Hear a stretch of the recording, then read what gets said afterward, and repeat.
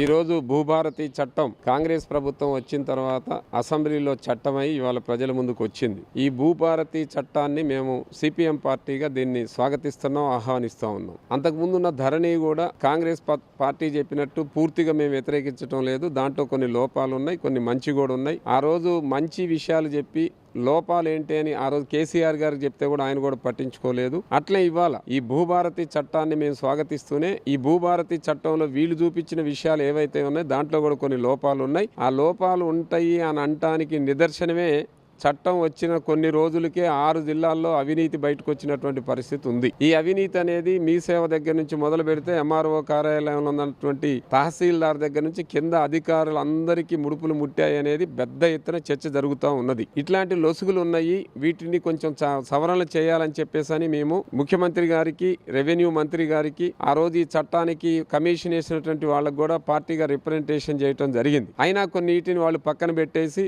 ఆచరణలోకి తీసుకొచ్చారు. ఆచరణలో అతి తక్కువ టైంలోనే దీంట్లో ఉన్న లొసుగులతోటి కొంత అవినీతి జరిగింది. ఈ జిల్లాలో 3 మంత్రులు ఉన్నారు. అందుకనే భూభారతి చట్టంలో ఉన్నటువంటి కొన్ని లోపాలని ఇప్పటికైనా సరిచేసి ఇట్లాంటి అవినీతిని అరికట్టేటటువంటి పద్ధతిలో ఉండాలని, దాంట్లో ఉన్నటువంటి మంచి లక్షణాలని రైతులకు ఉపయోగపడేటటువంటి, అదే క్రమంలో బాధితులకు ఉపయోగపడేటటువంటి వాటిని ముందుకు తీసుకెళ్లాలని, అవినీతి జరగకుండా చూడాలని. ఈ జిల్లాలో కూడా అట్లా ఇప్పటికింకా వెలుగులోకి రాలేదు.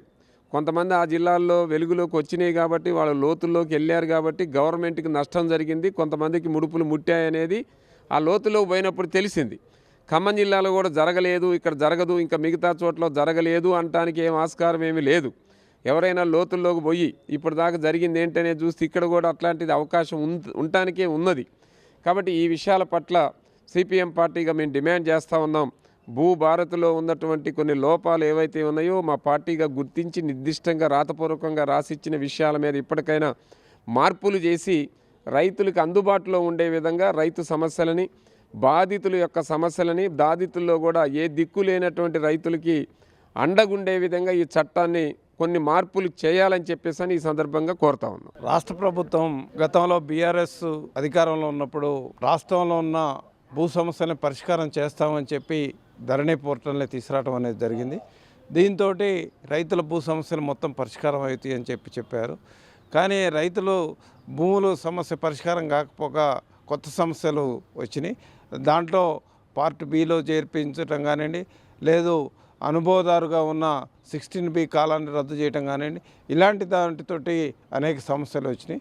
ఎన్నికల ముందు కాంగ్రెస్ పార్టీ ఈ ధరణితోటి రైతులు అనేక సమస్యలు ఎదుర్కొంటున్నారు కాబట్టి కొత్త చట్టాన్ని తీసుకొస్తానని చెప్పి భూభారతి చట్టాన్ని తీసుకొచ్చారు. ఇది ఎటువంటి లొసుగులు లేకుండా రైతులకి ప్రయోజనం జరుగుతుంది, రైతుల భూ సమస్యలు మొత్తం కూడా శాశ్వతంగా పరిష్కారం అవుతాయి అని చెప్పి ఆర్భాటంగా చేసి మన రెవెన్యూ శాఖ మంత్రి పొంగులేటి శ్రీనివాసరెడ్డి గారు తీసుకొచ్చాడు. కానీ ఇది కూడా ఏంటంటే ఇప్పటిదాకా రైతుల సమస్యలు ఏమీ పరిష్కారం కాలేదు. ప్రధానంగా అందరినీ మీరు దరఖాస్తులు పెట్టుకోండి అని చెప్పారు. మన ఖమ్మం జిల్లాలోనే 64,000 దరఖాస్తులు భూభారతిలో పెట్టుకున్నారు. రంగారెడ్డి జిల్లా తర్వాత అత్యధిక అప్లికేషన్లు వచ్చింది ఖమ్మం జిల్లాలో. కానీ ఇప్పటిదాకా ఒక్క సమస్య కూడా పరిష్కారం కాలేదు. కానీ ఈ భూభారతి కానివ్వండి, ధరణిలో ఉన్న లొసుగులను ఆధారం చేసుకొని ఇవాళ అనేక మంది లాభపడ్డారు. ప్రధానంగా చూసుకుంటే ఈ మీ సేవా కేంద్రం ఆపరేటర్లు ఎవరైతే ఉన్నారో వీళ్ళు దాంట్లో ఉన్న లొసుగుల్ని ఆసరా చేసుకొని ప్రభుత్వానికి చెల్లించాల్సిన డబ్బులు ఏదైతే ఉన్నాయో చెల్లించకుండా ఇవాళ పక్కదారి పట్టించి వాళ్ళ సొంత ఖాతాలలోకి మళ్ళించి రిజిస్ట్రేషన్ చేసిన పరిస్థితి ఉంది. దీంట్లో ప్రధానంగా ఇవాళ 4,800 ఖాతాలు ఏదైతే ఉన్నాయో ఈ ఖాతాలలో రావాల్సిన డబ్బులు ఏదైతే ఉన్నాయో ప్రభుత్వానికి జమ కావాల్సిన 52 కోట్ల రూపాయలు నిధులు పక్కదారి పెట్టినాయి అని చెప్పి ఇవాళ చెప్తున్నారు. మొన్న ఏదో జనగామలో ఒక్కటి బయటపడిందని చెప్తున్నారు.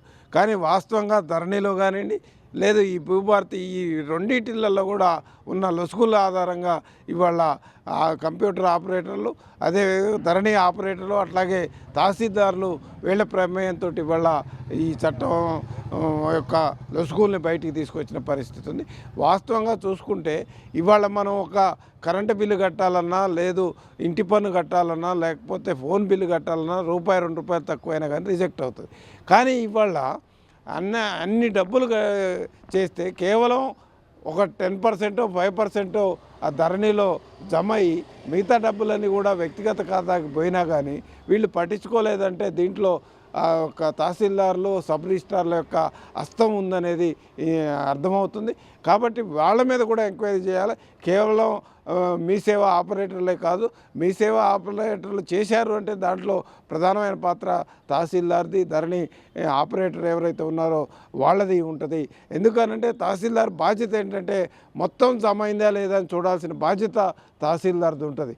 కానీ తహసీల్దార్ దాన్ని ఏం పట్టించుకోకుండా మొత్తం టిక్కులు పెట్టి సంతకాలు పెట్టి ఇవాళ చేసిండు. దీనివల్ల రైతులేమో డబ్బులు కట్టారు, కొన్నవాళ్ళు డబ్బులు కట్టారు, మొత్తం ఫీజు మొత్తం కట్టారు. కానీ బాగుపడేదెవరంటే మధ్యలో ఏదైతే తహసీల్దారులు అధికారులను అట్లాగే వీళ్ళు ధరణి ఆపరేటర్లు మీ సేవా కేంద్రం వాళ్ళు బాగుపడ్డారు. అందుకని వాళ్ళ దీని మీద సమగ్రమైన విచారణ జరపాలి. ఎవరైతే దోషులు ఉన్నారో వాళ్ళని ఖచ్చితంగా శిక్షించాలి. ఇవాళ రైతుల్ని ఏదైతే ఆ ఖాతాలు ఉన్నాయో 4800 ఖాతాలు అంటారు, ఈ 4800 ఖాతాలు రైతులు ఎటువంటి ఇబ్బంది పెట్టకుండా వాళ్ళకి సక్రమంగా మీరు ఏదైతే జారీ చేసిన రిజిస్ట్రేషన్ ప్రకారం జారీ చేసిన డాక్యుమెంట్లు ఏదైతే ఉన్నాయో ఆ డాక్యుమెంట్ అనేది సక్రమంగానే ఆమోదించాలి. కేవలం ఇప్పటికీ రైతులకు కూడా నోటీసులు ఇస్తున్నామని చెప్తున్నారు. రైతులకు నోటీసు ఇవ్వటం అనేది సరైంది కాదు, వీళ్ళ మీదనే శిక్షించాలని చెప్పి వాళ్ళు మేము డిమాండ్ చేస్తున్నాం. అట్లాగే రైతులు కూడా ఎక్కడ ఇలాంటి లోటుపాట్లు ఉన్నప్పుడు జాగ్రత్తలు తీసుకోవాలి. ప్రధానంగా తెలంగాణ రాష్ట్రంలో 6 జిల్లాల్లో జరిగిందని చెప్తున్నారు. జనగాం కానివ్వండి, యాదాద్రి భువనగిరి కానివ్వండి, అట్లాగే రంగారెడ్డి కానివ్వండి, మహబూబ్ నగర్ కానివ్వండి, ఇలా 6 జిల్లాల్లో జరిగిందని చెప్తున్నారు. మిగతా జిల్లాలలో కూడా జరిగిందా లేదా అనేది ఎంక్వైరీ చేస్తే అర్థమవుతుంది. మన జిల్లాలో కూడా అనేకమైన రిజిస్ట్రేషన్లు అవుతున్నాయి. ప్రతిరోజు స్లాట్ పెట్టుకుంటే 3500 స్లాట్ బుక్ అయితే 2500 రిజిస్ట్రేషన్లు అవుతున్నాయి. మరి వీటిల్లో ఎంత ప్రభుత్వ ఖజానా గండిపడింది అనేది కూడా ప్రభుత్వం ఆ రకంగా సక్రమంగా దర్యాప్తు జరిపి ఇప్పటిదాకా ఉన్న లోపాలను సరిచేయాలి. ఇవాళ ఏదో చెప్తున్నారు ధరణిలో ఉన్న లోపాలు మేము సరిచేసినాం, ఇక భవిష్యత్తులో దీన్ని ఓపెన్ చేయడానికి ఎవరికి అవకాశం ఉండదని. ఇది ముందే ఎందుకు జాగ్రత్త తీసుకోలేదు? ఈ ధరణి పోర్టల్ ఏదైతే ఉందో భూభారతి చట్టం వచ్చిన తర్వాత అనేక మార్పులు చేసినామని చెప్పారు. పక్కా ప్రణాళికతోటి ఎటువంటి లొసుగులు లేకుండా ఉండేదానికోసం చేశామని చెప్పారు. కానీ దాంట్లో కూడా ధరణిలో ఉన్నట్టే ఉన్న పరిస్థితి ఉంది. కాబట్టి వీటిని సరి అయిన పద్ధతిలో ఎంక్వైరీ చేసి బాధ్యులను ఖచ్చితంగా శిక్షించాలా, రైతులకు కూడా న్యాయం చేయాలని చెప్పి వాళ్ళు మేము డిమాండ్ చేస్తాం. జిల్లాకు సంబంధించి ఏంటంటే ఏదైతే రిజిస్ట్రేషన్లు చేసుకున్న రైతాంగం కూడా ఆందోళన చెందుతున్నారు.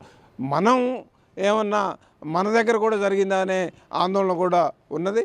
కాబట్టి ఇక్కడ ఖమ్మం జిల్లా రైతాంగం ఏదైతే ఉందో రైతాంగానికి చేసిన రిజిస్ట్రేషన్లు ఏదైతే ఉన్నాయో ఆ రిజిస్ట్రేషన్లలో ఎటువంటి లోపం లేకుండా చూడాల్సిన బాధ్యత అధికారుల మీద ఉన్నది. అట్లాగే మన ఖమ్మం జిల్లాలోనే ప్రధానంగా వ్యవసాయ శాఖ మంత్రి గారు ఉన్నారు, అట్లాగే రెవెన్యూ శాఖ మంత్రి గారు ఉన్నారు, ఆర్థిక శాఖ మంత్రి, అంటే 3 కీలకమైన వ్యక్తులు.